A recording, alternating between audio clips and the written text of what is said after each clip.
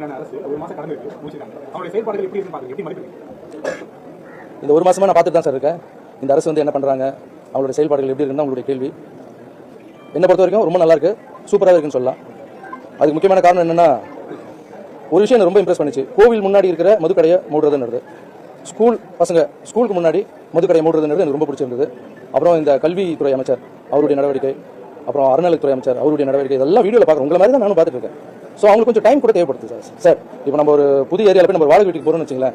அந்த வாடகை வீட்டுக்கு போனோன்னு வீடு பார்க்கும்போது நல்லா இருக்கும் சார். ஓனர் கீ கொடுப்பார். வீட்டுக்குள்ளே போனால் தான் எங்கே பைப்பு சரியில்லை, எங்கே ஃபேன் சுற்றலை, எந்த இடத்துல வந்து பெயிண்ட் அடிச்சு கொட்டுது, உள்ளே போன பிரச்சனை சார் தெரியும் நம்மளுக்கு. ஸோ அந்த மாதிரி ஒரு வீட்டுக்கு போகிறதுக்கு அப்படி இருக்குது. ரோட்டில் இருக்கிற திருநாய் கூட நம்மளை பார்த்தா கத்தும், யார் இது புதால் வந்திருக்காங்க அப்படின்னு.